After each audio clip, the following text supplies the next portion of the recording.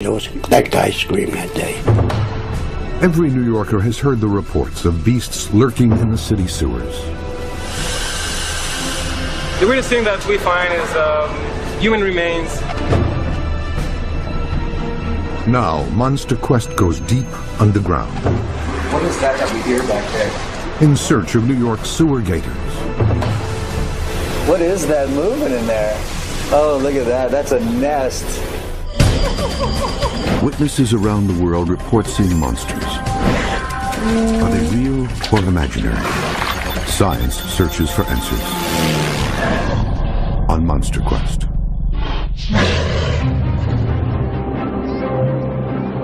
It's the biggest city in America, known as the crossroads of the world. Manhattan is home to some of the world's most iconic urban vistas. But there is another part of New York that few see, but is even more impressive. The city sewer system is made up of 11,000 miles of intricate pipeworks. The sewer is a marvel of modern engineering and was originally built over 150 years ago. The city spends over $260 million a year to keep it functioning. This subterranean world is also the birthplace of urban legends. And the most famous of all is that of the sewer gator. This has been an ongoing phenomena since the 1930s. If you see them in a dead end and you're heading towards a dead end, your best bet is don't go any further. My God, what if I had walked into the kitchen in the dark to get a glass of water? That could have been, it could have been killed.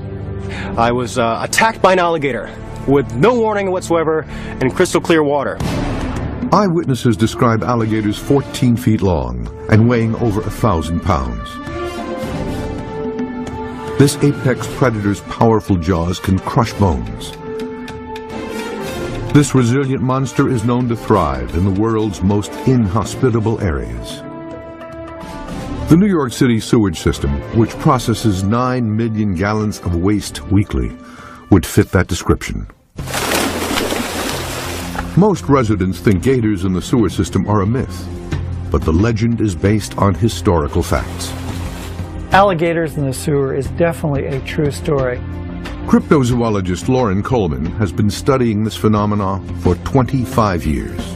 In 1935, for instance, the New York Times published an article, a rather long article, talking about a group of boys who had, with shovels, found that they were able to pull an alligator out of a sewer. 3 Harlem teenagers were shoveling snow into a manhole when one of them saw something large swimming in the waters below. They managed to pull an 8-foot alligator out of the sewer drain using a clothesline. When the animal snapped its huge jaws at them, the frightened boys beat it to death with their shovels. It was not the first gator found in New York. Reports had been coming in for several years, but the 8-foot rogue was the biggest ever recorded at that time. Boss, I'm telling you, there's an alligator down there about 12 foot long. By 1935, the reports to New York Superintendent of Sewers finally reached a level that had to be addressed. Teddy May was the man in charge of the department.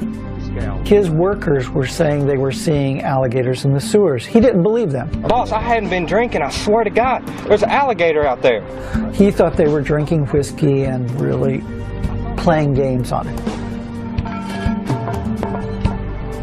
May decided to check for himself. He wanted to prove that his workers had been up to no good. But when he did find several alligators, he vowed to do something about it. Boys, we're going to have to do something.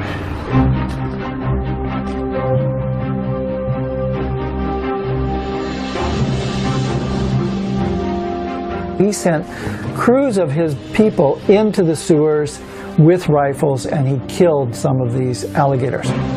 Yeah, I told you we'd get him. I told you. Despite May's efforts, the reports of alligators persisted.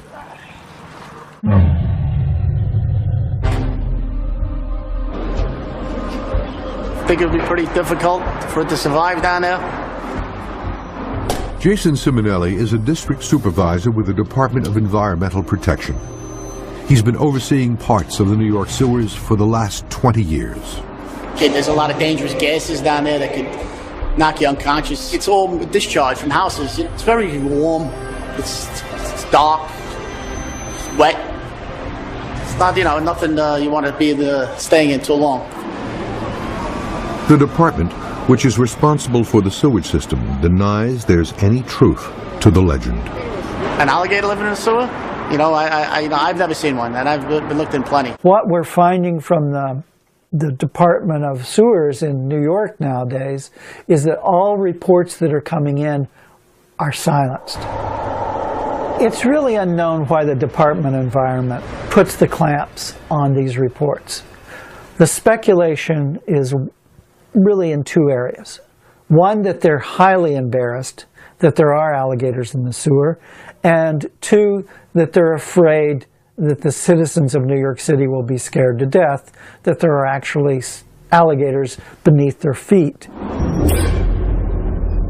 It's easy to believe that sewers would be far too polluted to support a population of anything except rats or roaches, until you talk to this man.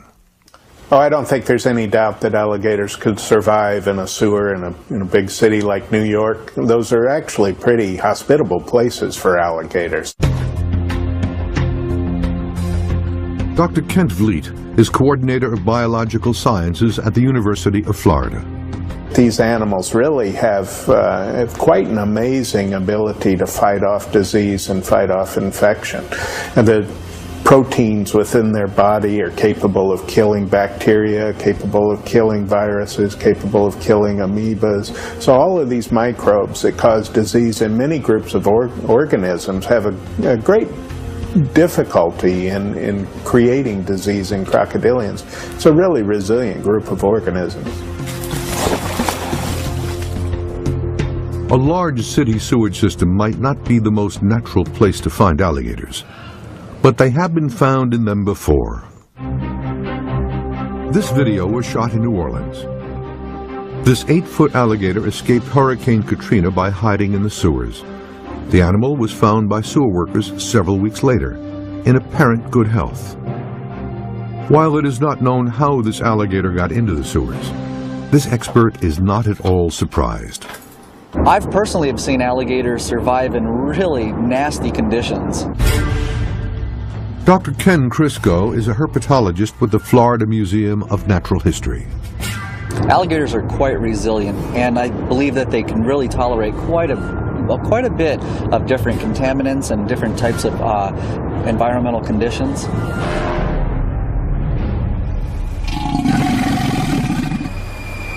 Monster Quest will mount an expedition in search of evidence of these elusive gators below the streets of New York City. The team will deploy a unique set of robotic cameras for the search. And this camera has a very sophisticated zoom. Looks like an eye shine.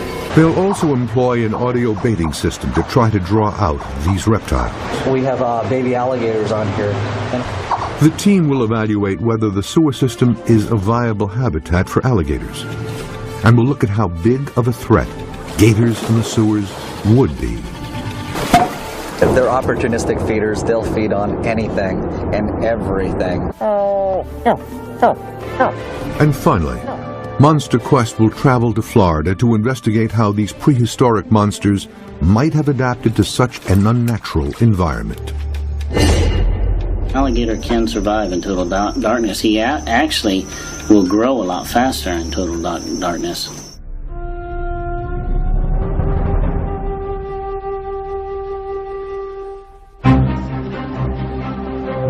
The expedition starts in New York with Dr. Ken Crisco teaming up with an underground expert. Plan tonight is to go look for some alligators in the sewers of New York. Moses Gates, an urban planner, is also a renowned New York City underground explorer. He's been venturing into the city sewers for 10 years and knows the dangers involved. You definitely have to have an air meter with you. You have to monitor your oxygen. You have to monitor any other toxic gases that may be the result of being in a sewer or inside of the combined system. Dr. Crisco, Moses Gates, and Munster Quest cameras are ready to enter the sewers. For security reasons, the team was not allowed to film their entry point to this very secure and well-protected area. I think this is actually a good place to set up this sound recorder. The mission tonight is to set up the monitoring equipment. So what we're going to do here is set up this thing, and this actually is recorded. We have baby alligators on here, and hopefully this will attract anything that's in the vicinity. The male alligator is known to eat its young, so they'll be drawn to the quick and easy meal. The female gator would respond maternally, with an instinct to protect. Okay, I'm just going to set it like that. The team also installs an infrared motion-activated camera to capture any activity. And there it goes. So there you go. Now I'm just going to set it down, but I'm going to face it the other way there. While no alligators have been recovered from the Manhattan sewer system recently, quite a few have been found in and around the Big Apple. Over the last 10 years, we've picked up about 5 to 6 gators each year. That's sort of a spike compared to the previous 5 to 10 years. New York City is sort of like a crossroads of a lot of people, and coming from every country on the planet, so we're bound to come across some exotic pets.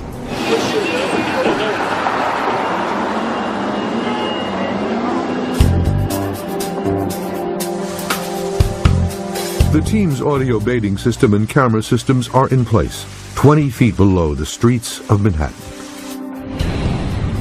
Dr. Crisco leads the team to the borough of Queens to meet up with the New York City Pipe Inspection Squad.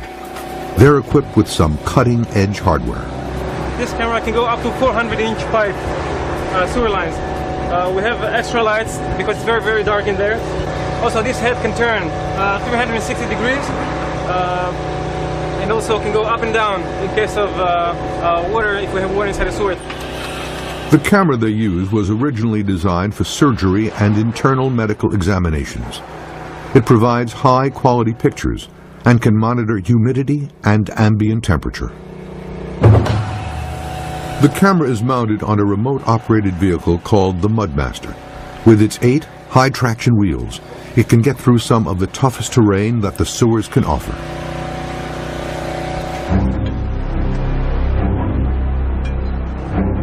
The team is searching for secondary evidence or proof that gators could survive here. Nests, sufficient food sources, and adequate environmental conditions. The expedition has barely started when something looks promising around the corner. What is that moving in there? New York City, steeped in legend and myth. For decades, rumors have circulated about alligators living and breeding inside the city sewers. Now, Munster Quest has journeyed to the city that never sleeps to investigate this urban legend. Alligators and their biological ancestors have been around for over 200 million years. They have survived several extinctions and even the last ice age. While gators in New York are thought to be a myth, in Florida they deal with these terrifying beasts regularly. Gators attack an estimated 20 people in the state yearly. I was attacked by an alligator with no warning whatsoever in crystal clear water, and it had come from behind, which was the scariest part. It was 3:30 in the afternoon, pleasant day, one of the busier days in the park, full of people, lifeguards at various stations. Michael Diaz was swimming in a stream just a few blocks from his home outside of Apopka, Florida. And then, without a word of a lie, something came up my back. I felt something punch me in the back of the head.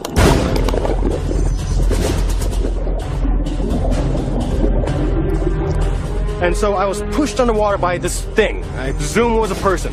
While underwater, I turned around underwater and looked up, and I saw bubbles splashing, a white belly of a gator, and then I just panicked. I freaked out. And being waist deep water, I just stripped the water, ripped up my back, and started swinging and punching at the gator, trying to defend my life and make sure I wasn't bitten anymore. I just didn't want to be bitten anymore. Diaz managed to fight off the 6-foot alligator, but the damage was done. They gave me 33 staples for all the different bites and stabbing wounds I got. Monster Quest's expedition team has partnered with a New York pipe inspection company. They'll be checking the sewers of New York City for evidence of gators. Team leader Dr. Ken Crisco has decided to explore a main combined sewer drain that's running parallel to a small lake in Queens. Certainly an alligator would have no problem at all living around here. I mean, you have cover, you have a lot of vegetation, you have obviously a lot of birds as a potential food source. There could be one out here right now, basking, because it's nice and sunny this morning. Mainly we see water bugs, we see rats, we see raccoons sometimes, and they also attack the camera, which is very funny. The sewer inspection team, led by Foreman Pini Alon, is always on the lookout for the unexpected. The weirdest thing that we find is human remains, and at the beginning it's very shocking. And in that case, we need to call the police, and they come here and basically they take over.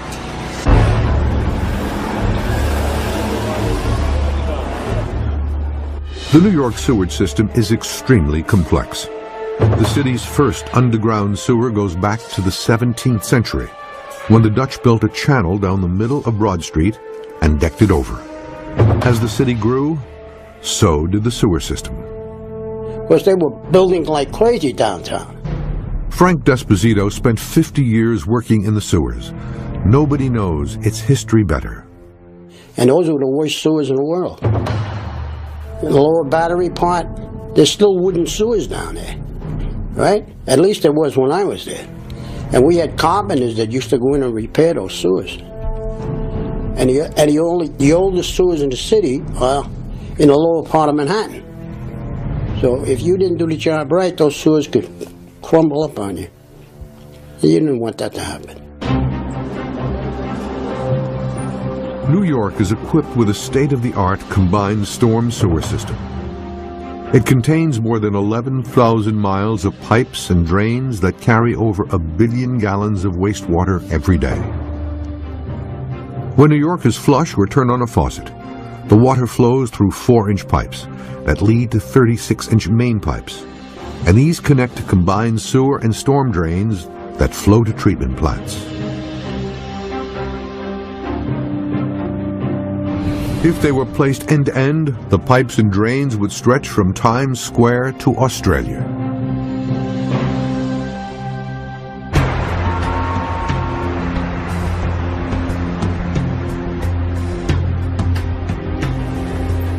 The team lowers a remote-controlled vehicle with a camera attached into the sewer. It is linked by cable to a computer inside the truck. It can go up to 1,000 feet in any direction. We have some good debris down there. I haven't seen any potential food or anything. The robot cam is equipped with 7 powerful lights, giving the sensitive camera enough light to be able to capture high-quality video footage in an otherwise pitch-black environment. What's the width of the sewer system here? I was down there 15 feet. 15 feet, wow. It's really big then. You see there's quite a few insects in front of the lens. Small alligators will snap them up. The fact that no natural light reaches the sewers might pose problems. It has been said that alligators wouldn't be able to survive without direct sunlight.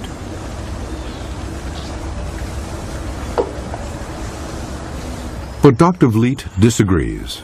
Unlike most other reptiles, alligators don't need sunlight for vitamin production, for vitamin D and ultimately E, which is important in reproduction. And so if they're getting those vitamins through their typical food sources, they don't need sunlight. Yes, an alligator can survive in total darkness. He actually will grow a lot faster in total darkness. Rick Kramer and Corey Burlew are state-licensed alligator trappers in West Palm Beach, Florida. The two men estimate they catch over 500 alligators each year. Most of the gators here have lost their natural fear of man and have been declared a threat to humans. This gator has been roaming near this large grocery store, coming closer and closer to the unsuspecting shoppers. This happens frequently when alligators are found in densely populated areas. Kramer and Burlew cast lines over the animal, hook it, and drag it to shore.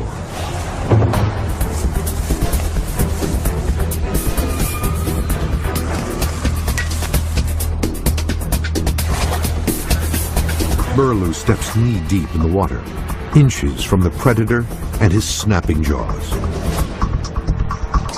He manages to get a rope around the gator's neck. Let's run. Wait, we'll pull him this way.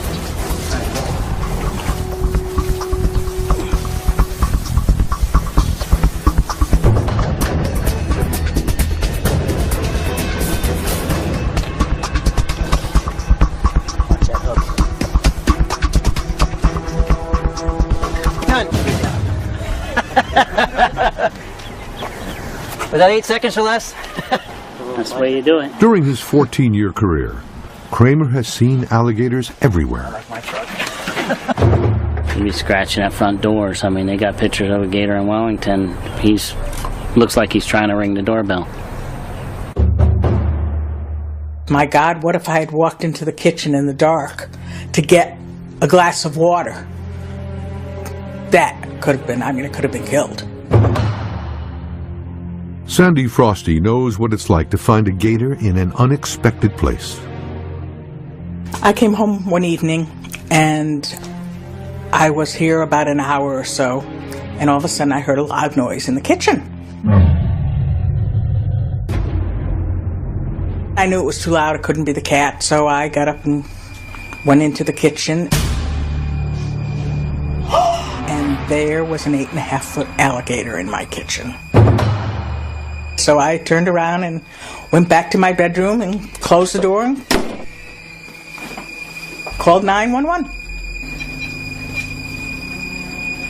This is Mrs. Frosty. What's going on? There's an alligator in my kitchen. Of course, they didn't believe me when I said there was an alligator. The lady on the phone said, "Are you sure it's not an iguana?" And I said, "Oh, no, no, no, no, no."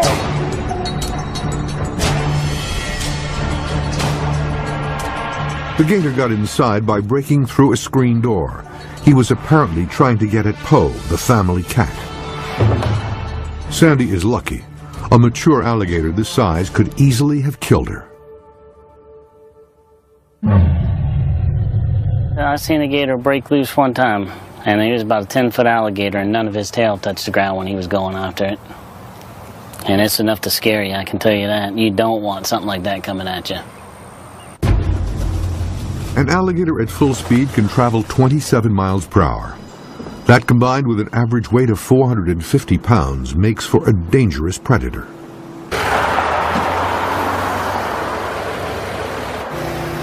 The Monster Quest team, led by Dr. Crisco, has moved to another location in New York. Water's flowing much quicker here. They've sent the robot cam into a smaller 36-inch diameter pipe. And it may lead to a dramatic find. Something right there on the right.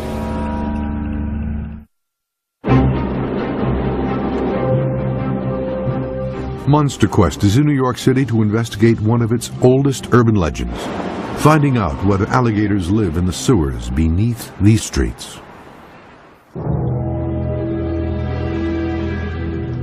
The legend began as fact in 1935 when 3 Harlem teenagers found a gator in the sewer. Ever since, there have been reports of alligators. How old is this one? This animal here probably is about 6 years old or so. And I think he's ready. Some people have suggested that light-deprived sewer gators may have produced a blind albino strand over the years. Albinism is a genetic trait. I don't think there's any biological reason to expect them to turn white in darkness after a few generations. If blind albino gators are not the result of light deprivation, they are perfect test subjects to see how alligators would fare in total darkness. But these animals can sense things moving in the water, in the dark. Florida State University biologist Greg Erickson has been studying alligators for over 20 years. They've got a lot of dome sensors on their jaws that allow them to pick up vibrations in the water, and they're like little drums essentially. And when there's a pressure wave in the water, it actually pushes down on those, and it registers back to the brain of these animals that there's something splashing in the water. And what they'll do is they'll sweep their heads side to side, and if contact is made there or they sense something nearby, it'll turn and smack down on it. And that's how they secure fish and turtles underwater. The team has prepared a tank with an adult albino gator to test this idea. All right, I'm gonna get the light.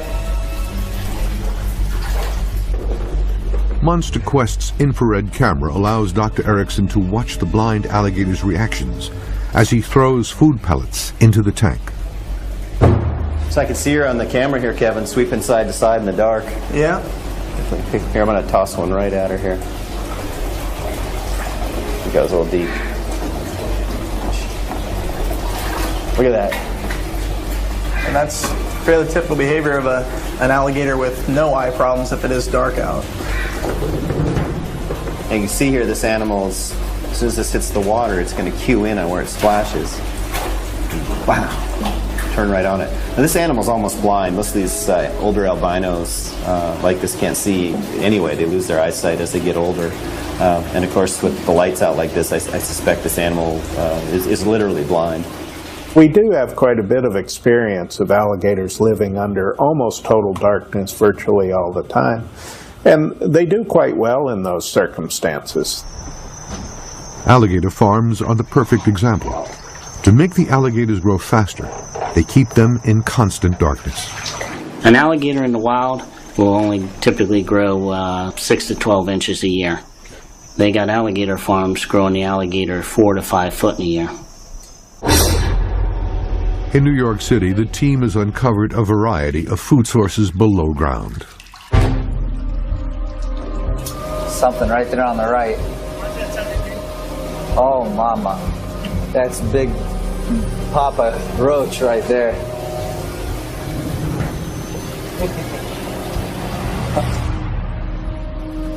I hate roaches.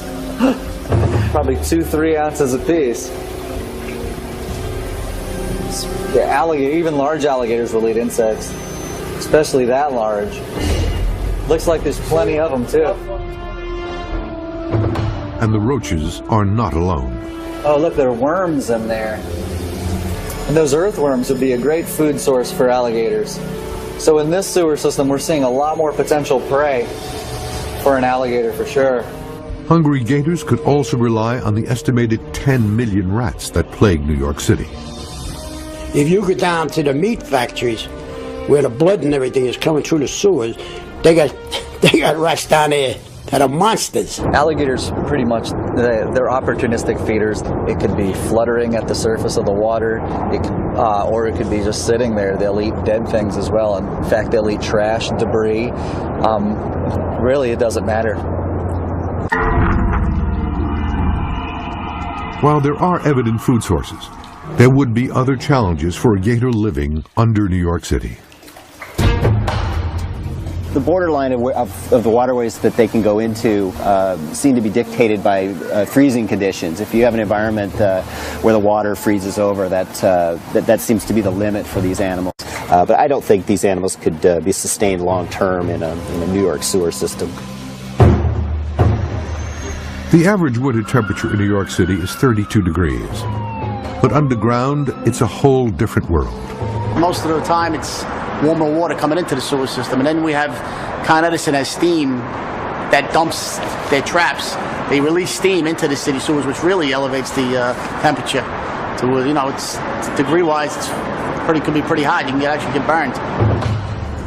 For alligators to survive long term, they would need an environment that can reach 95 degrees Fahrenheit. I'd like to know what the temperature is as well down in here. It'd be really neat. 69%. Wow, 97. They would thrive. They would do very well in conditions like this. And those conditions can be found year-round in the sewers. In the winter, it was the warmest place in the world. And in the summer, it was the coolest place in the world. So it was fairly good to go down into the system. For a gator population to thrive, they would also need to reproduce.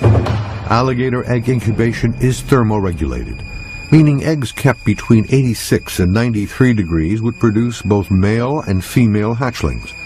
If it's too cold, the hatchlings would be mostly females. I think the problem with a sewer setting for these animals is that they require the laying of eggs up on land. They'll build vegetative nests with dirt in them, and that's where they'll lay their eggs. I can't imagine you're going to find a similar situation in a sewer. But Dr. Vliet is more optimistic than his colleague. If there were pairs of animals there in some sheltered area in a sewer system, they probably could find enough sufficient material to construct a nest and produce babies. If two alligators managed to reproduce here, the New York City sewer gator population could explode. Females lay up to 50 eggs each year. If only half survived, a population of 4,000 could exist in only 3 years. Starts moving. I think that's a positive. Monster Quest has journeyed to New York City to try to find evidence of gators living in its sewers.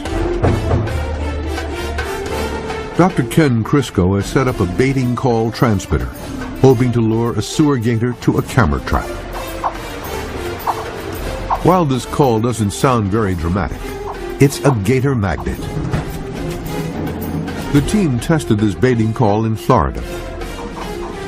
The instant this gator hears the call, he rushes to it.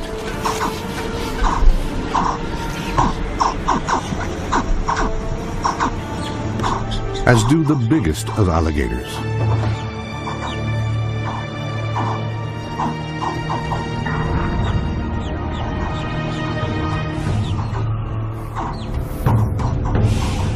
If anything like this monster comes towards Dr. Crisco and his crew, the motion-activated infrared camera will photograph it.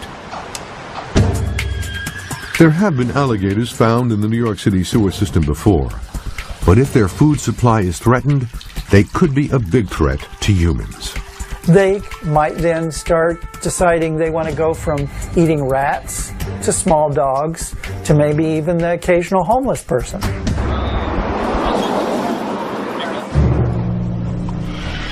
The mature male alligator has the most powerful jaws of any animal on the planet.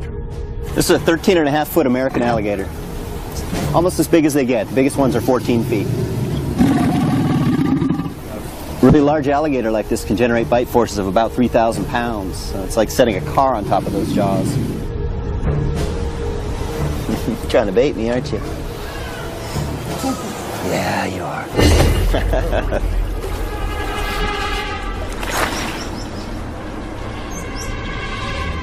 Dr. Greg Erickson has devised a method to measure the strength of an alligator bite.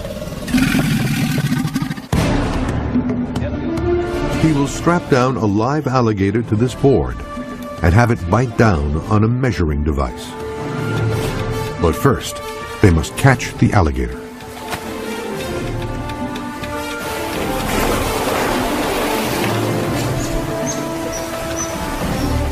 hook this animal right here. This gator weighs 400 pounds. It will take several people to bring him in. Dr. Erickson's team is trained in handling the gators.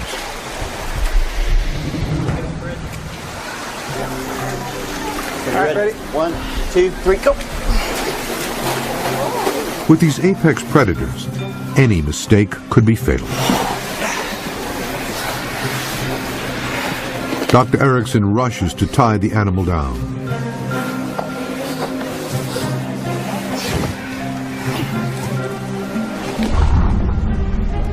Okay, my office 006, I'm ready. All right, gonna untape it. Okay. They sit on the gator and cover its eyes. This will normally calm the animal. All right, it's free. Jen, you can slide your hand back. Tapping on the animal's nose makes it open its jaws. Okay. Everybody ready? Here we go. Good bite. Wow. 1643. 1,643 pounds. Wow. It's a good bite. This isn't even a... Man. It's only a 10-footer. Oh, there's a nice clinch. So basically, if you can bench press 1,600 pounds, you could get out of there. You know, this is what these animals do. They seize a prey item and they hold on. And what we found is they can hold like this for up to 20 minutes. They'll let off their bite forces to about 200 pounds or so, just enough to keep the teeth sunk in. But if you move in any extent like that, it'll pump right up there to 1,400 pounds just on that little bite right there. So what they're doing is they're reasserting their control over whatever they've got. Now this animal is bitten into a leather padded bite meter, so it probably thinks that it's actually gotten a hold of me. It'd be my guess, because it's a very natural feeling object that it's bitten into, and so it just doesn't want to let go here. This is part of the way this animal's defending itself. But this is also how these animals prey. They'll bite into, say, a large prey item like a deer. They'll hold on. They'll try to work the animal into the water where it can drown it. And like I said, they can hold like this for up to 20 minutes, and they can re-register almost the full bite force from a dead stop, just like this. So we'll try to work this out of here. I bet we'll get another. The prospect of an animal like this on the loose below New York City is a terrifying one. 1,600 pounds right there. It's a one-way street with these animals. I mean, once they have gotten a grip on you, you're basically not getting out unless it decides to let you go.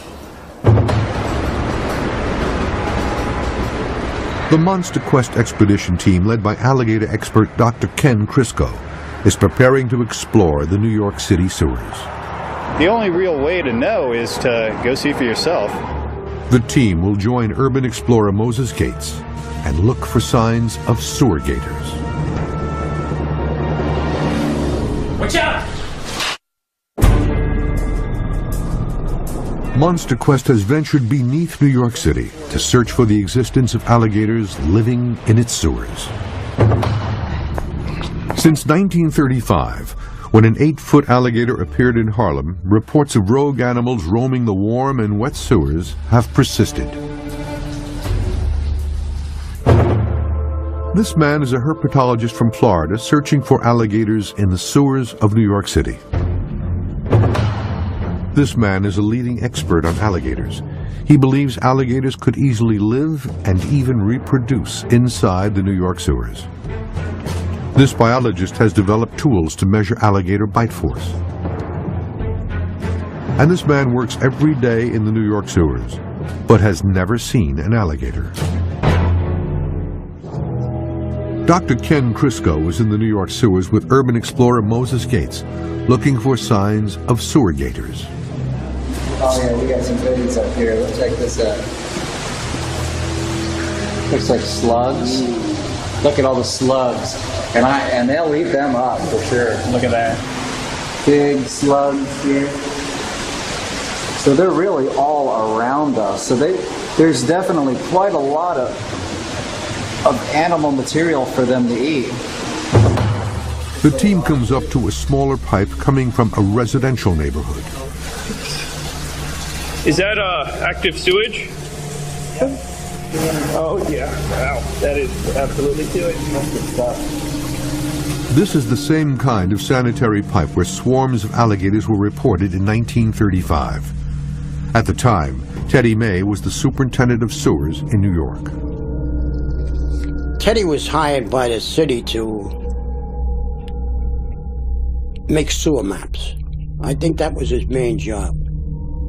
Teddy was Frank's first boss at the Department of Environmental Protection. You could say anything about the guy, but the guy was a hell of a good guy. While May and Esposito never discussed the gator legend, Frank has a theory about it. Well, he didn't want anybody to go down the sewers. He figured there was a lot of prospectors out there looking for the job because these are a nice, easy job. He was intelligent. He knew the system. Cryptozoologist Lauren Coleman believes anyone associated with New York's Department of Environmental Protection is involved in a well-orchestrated cover-up. I would get letters from people that said they used to work for New York City, and they had visited a very closed museum that the Department of Environment kept, in which they put in that museum things they found in the sewers, and one of the things that they have in that museum was supposedly alligators. What's that? What is that we hear back there? Dr. Crisco and his team are inspecting the sewers, looking for gators. Well, I see a lot of debris in here. This is a little bit deeper water here. There's an earthworm. The sewers hold many dangers. The biggest thing you have to worry about is you have to make sure it's not raining. Even just a little drizzle, it's not just the little drizzle for where you are, it's the little drizzle for an area of acres. All of it flowing into the drains, flowing through the small drains into the larger drains, and eventually into the trunk drain where you are. So even in just a slight rainstorm, the water level is going to rise quite a bit, and the flow is going to be extremely quick. It's going to knock you right off your feet. You can see here actually the amount of debris on this ladder shows you just how high the water level can get in here. So it goes right to the top. It's at least a good 10 feet high. I mean, you can see, step back, you can see for scale, it's a good height up, and that debris goes all the way up, which means that at some point the water's gotten at least that high into here. It's amazing. The team searches for several hours and finds more of the same. Lots of potential food sources, relatively clear waters, warmth, and lots of debris that could be used to build gator nests. But there is still a lot of disagreement between experts. I don't believe these animals could live in New York sewers over long term. It's just, it's not their native realm. I don't think all the requirements that these animals need would be available year round. Well, I've seen them living in a lot worse conditions than this. There's always the chance there could be some alligators, but it'd probably be somebody dumping them there, and I don't think they could really exist year-round in the sewer system. It's just not their environment. The Monster Quest team has proved there is enough food, water, shelter, and warmth to sustain alligator life. While the camera traps didn't record anything, a few days after the expedition, sewer inspection specialist Pini Alone recorded this video in a sewer just north of Manhattan.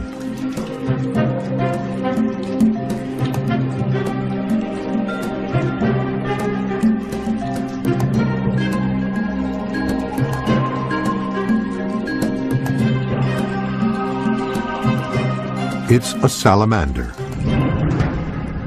This is an amphibian normally found in wetlands, not in large city sewers. It's shocking to me how many alligators and other crocodilians show up in places they aren't supposed to be. We find evidence of alligators in maybe 25 states in the United States where they're not supposed to be, including quite northern states. I think alligators can do quite well up here in New York, just as they would any other place. Their feeding behavior allows them to adapt to many different types of environmental conditions. If the urban